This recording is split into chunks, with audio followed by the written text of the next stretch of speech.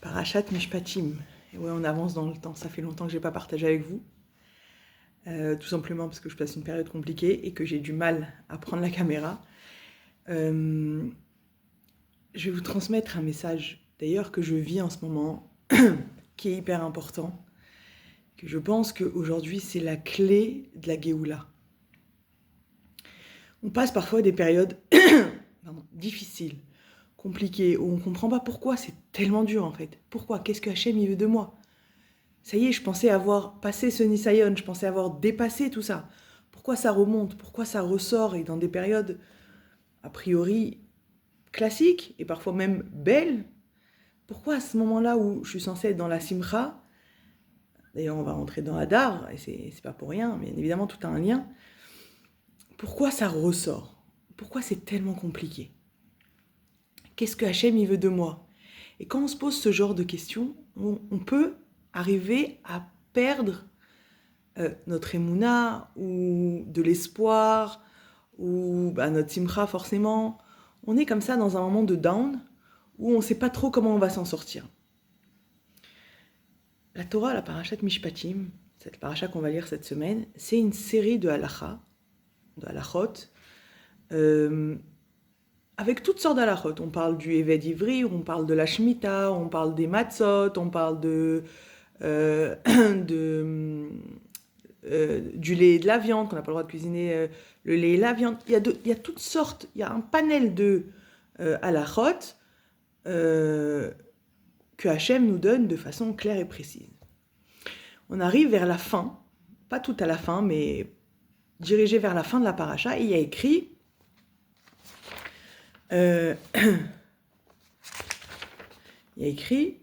לא תשתחווה לאלוהיהם ולא תעבדם ולא תעשה במעשיהם כי הרס תהרסם ושבר תשבר ממצבותיהם ועבדתם את השם אלוקיך. À la fin de toutes ces halachot où on ne sait pas qu'est-ce qui est important, qu'est-ce qui est plus important, qu'est-ce qui est moins important, il n'y a pas écrit de mesure d'importance, il n'y a pas écrit de si tu fais ça alors tu auras ça, si tu fais pas ça alors tu n'auras pas ça. Il y a écrit comment ça va se passer la justice d'Hachem. Et que Bémet, il n'y a pas comme la justice d'Hachem, parce que lui, il a tous les éléments pour appliquer exactement la justice. Et que nous, avec notre regard à nous, qui est déjà très limité par rapport à nos 80, 120 ans de vie maximum, on a très peu d'éléments dans l'ensemble du projet divin. Mais en plus de ça, on est influencé par la justice extérieure, celle du monde dans lequel on vit, dans le monde occidental ou sur le monde oriental, peu importe, dans le monde en dehors de la Torah.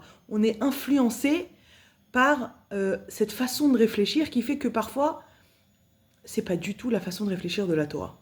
Même si a priori dans la halacha, alors on suit la halacha, il y a une façon spécifique de réflexion propre à la Torah qui amène au da'at Torah, qui amène à une façon très précise de réfléchir. C'est pour ça qu'on a des dayanim, c'est pour ça que parfois on ne sait pas comment trancher et que la Torah elle tranche d'une façon qu'on n'aurait jamais imaginé. Parce que la Torah elle a une réflexion logique spécifique à la vérité et à la perfection.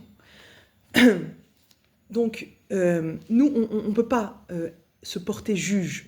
C'est pour ça qu'il y a écrit Ve'ele Mishpatim. Toi, tu peux pas être le Mishpat. Toi, tu peux pas faire le jugement de personne. Parce que tu n'as pas tous les tenants et les aboutissants. Les tenants et les aboutissants, c'est la Torah, c'est les mitzvot, c'est les détails que Hachem il a prévus. D'ailleurs, il y a un livre qui est très intéressant et qui remet souvent notre logique en question. C'est le livre du Rav Yitzhak Zilberstein où c'est toutes les questions qui sont venues lui demander, qui sont compilées dedans et qui donnent le Da'at Torah. Et quand vous lisez la question, vous répondez immédiatement, vous dites, ça va, c'est logique, c'est normal, c'est comme ça et comme ça et comme ça. Et quand vous lisez la réponse du Rav Yitzhak Zilberstein, vous voyez que la logique de la Torah, elle n'est pas forcément la même que la nôtre, et souvent, elle est contradictoire à ce qu'on aurait pu nous penser. Donc ça, c'est pour les Mishpatim que Hachem il nous donne. Et donc, pour revenir à la fin, il y a écrit, par contre, à la fin, Hachem il a dit, Va vatem et Hachem Elokechem.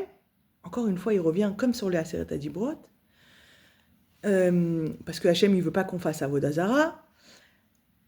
Uverach et lachmecha vet memecha va asiroti machala, et grâce à ça, je bénirai ton pain, tes eaux, il y aura pas de mal, j'écarterai la maladie de chez toi. Et là, il y a une série de brachot qui sont conséquents au fait de servir Hachem.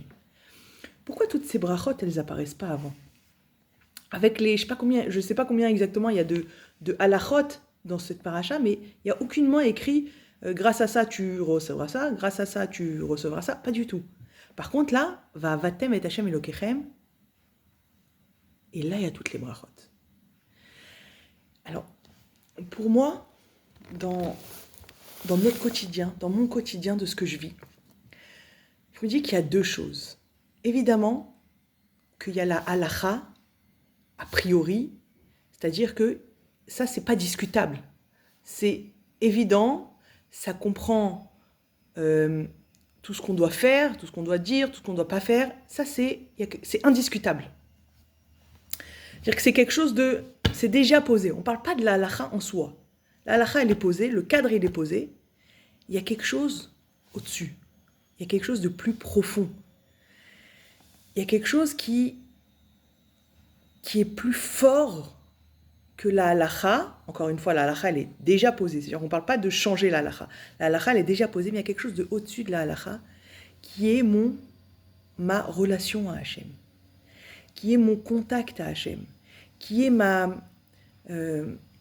où est Hachem derrière tout ça. Ça veut dire, ok, je vais faire Shabbat, je vais manger kasher, je vais me couvrir la tête, je vais faire basar vechalab, je vais faire toutes les halachot. Mais est-ce que ça s'arrête là?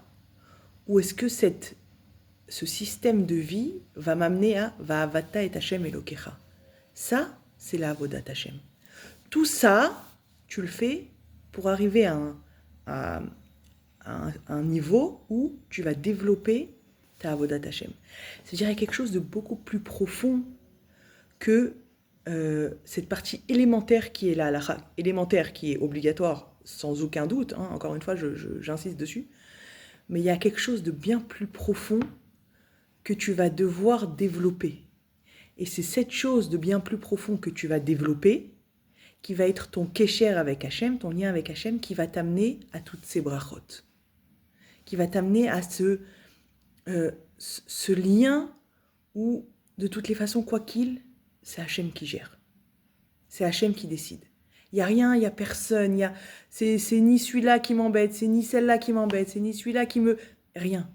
Quand tu comprends que ta vie, elle est dirigée par la halakha, et qu'au-dessus de ça, c'est Hachem qui dirige tout le reste, et que ça va être selon ton kesher et ta conscience que tu vas développer de la présence d'Hachem dans ton quotidien, dans tes secondes que tu passes, c'est ça qui va faire ce que tu vas vivre en fait. C'est pas tout le reste. À un moment donné, c'est-à-dire qu'il y a la halakha de base, et il y a quelque chose, il y a une voix intérieure qui te parle et qui te dit, est-ce que ça c'est mon chemin ou c'est pas mon chemin? Est-ce que ça c'est ce que, ok, la halakha elle dit ça, mais moi, est-ce que je peux faire plus? Est-ce que je peux aller vers tel ou tel chemin parce que c'est mon chemin? C'est-à-dire que la Torah, elle ne nous demande pas d'être limité au système halakha. Elle nous demande d'aller au-delà. Pour la relation avec Hachem, il faut aller au-delà du système halakha. La halakha, c'est la base, mais Hachem, il veut autre chose de nous. Et je crois qu'aujourd'hui, la Géoula, elle se trouve dans le autre chose, dans cette capacité à dépasser ce cadre très clair, très strict de la halakha, pour créer quelque chose de bien plus profond. En fait, à un moment donné, je ne sais pas si ça vous est déjà arrivé, mais à un moment donné, ok, tu fais la halakha, mais il y a quelque chose à l'intérieur de toi qui te dit, ok, la halakha, c'est ça. Je peux le faire, a priori, je peux. Mais non, je sens que ça ne correspond pas à ma neshama. Je sens que je peux faire plus. Je sens que je peux faire mieux. Je sens que je peux faire autre chose. Je sens que je peux rajouter autre chose. Et justement, ce rajout-là, ce plus que tu fais, c'est ça qui va créer ton lien particulier à Hachem. C'est ça qui va créer ton individualité, ta spécificité. C'est ça qui va créer ta mission sur Terre. C'est ce plus que tu vas faire qui n'est pas du domaine de la halakha, mais du domaine d'une conscience de la présence d'Hachem à laquelle tu veux complètement te coller, complètement adhérer, complètement te rapprocher. Et ce plus-là, il est là le travail d'aujourd'hui. Il est là le travail de notre réparation. En fait, ne pas vouloir aller bêtement, et j'insiste, bêtement, dans le « oui mais tout le monde fait ça », vouloir se démarquer, pas par bêtise ou par révolte, mais vouloir se démarquer parce qu'au fond de moi je sais et je sens que mon chemin il n'est pas comme ça, il est différent. Mon chemin il m'appelle vers autre chose, encore une fois dans le cas de la halakha. Eh bien j'y vais. J'y vais parce que le jour où je m'écoute, le jour où je me connecte à moi-même, forcément, je me rapproche d'Hachem.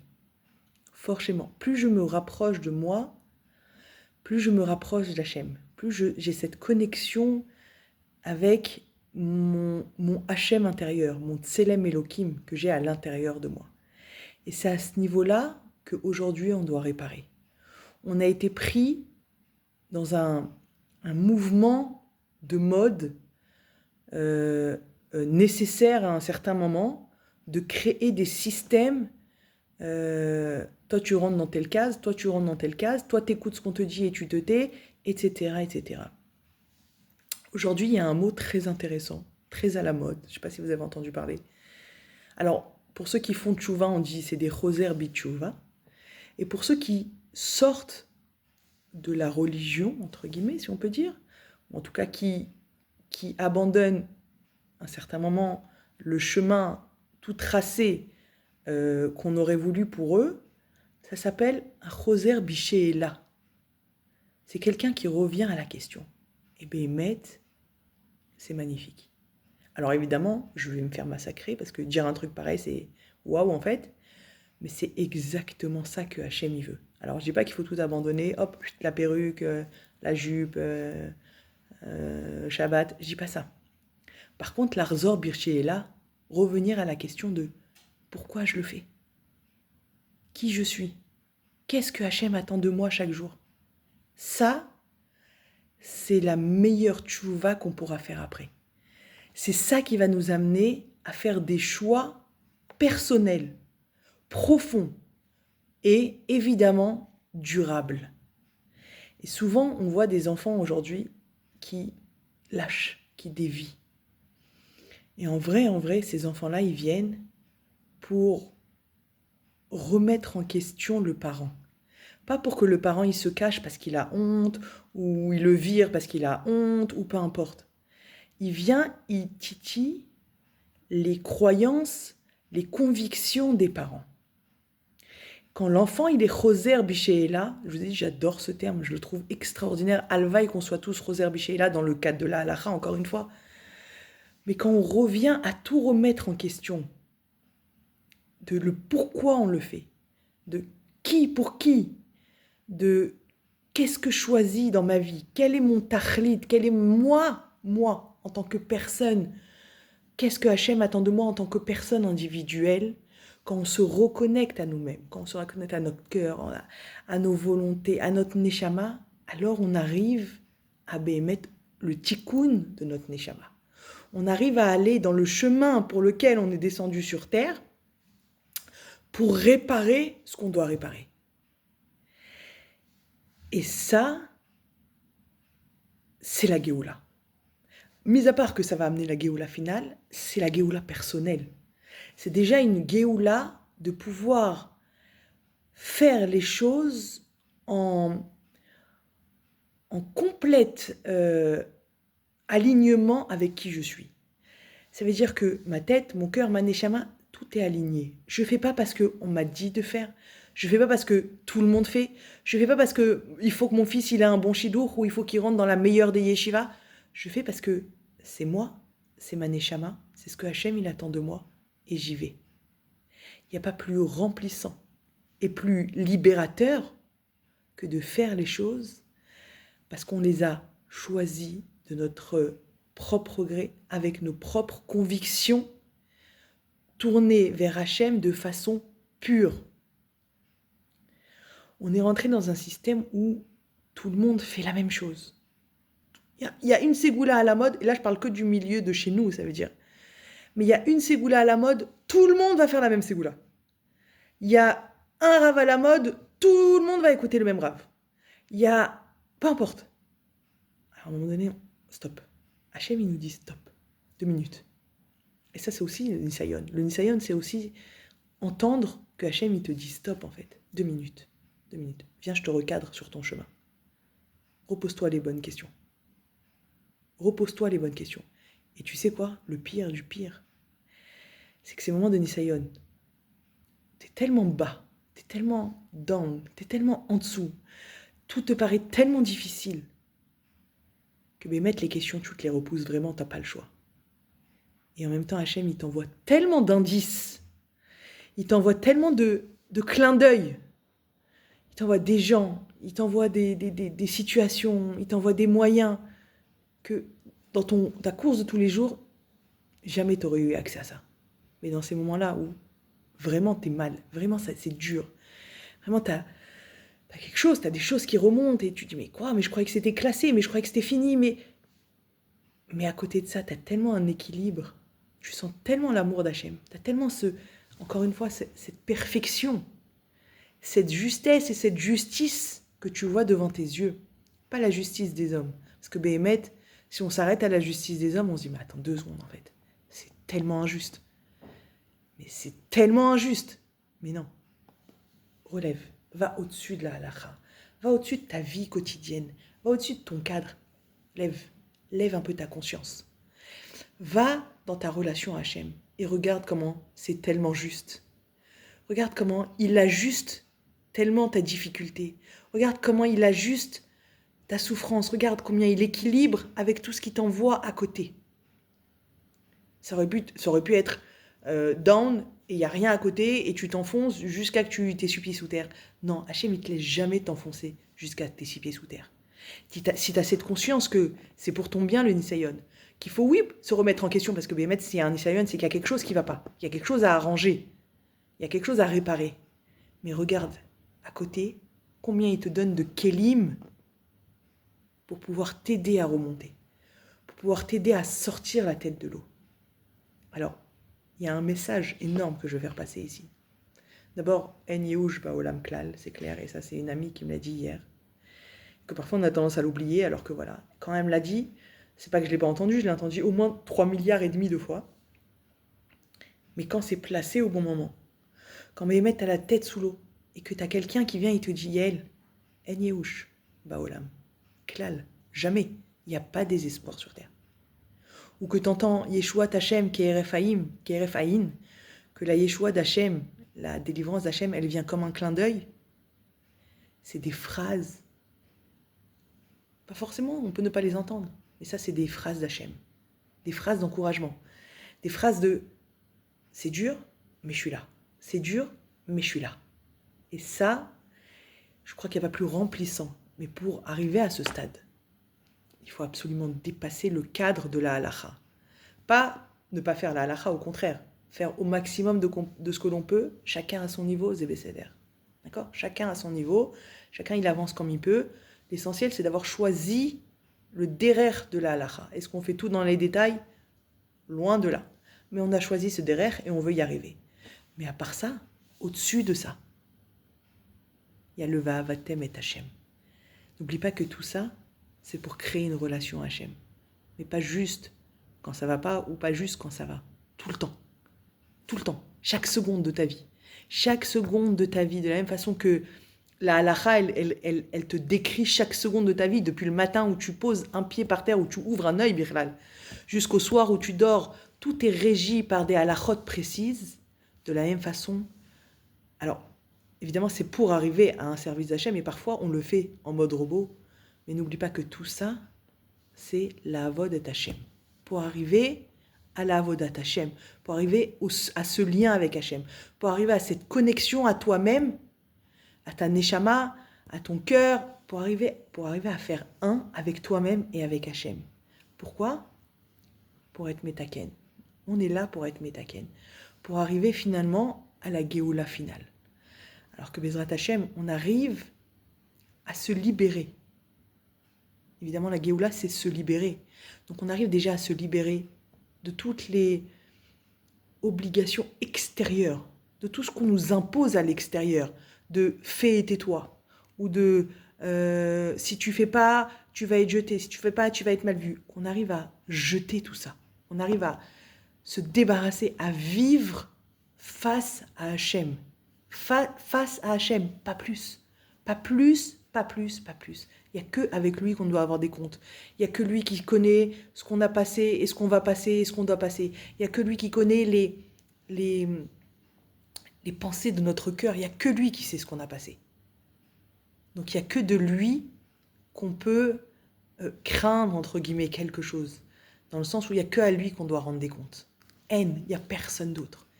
Quand on arrive à cette liberté profonde de je suis qui je fais ce que je peux et je suis toujours en contact avec Hachem, ça c'est la Géoula personnelle.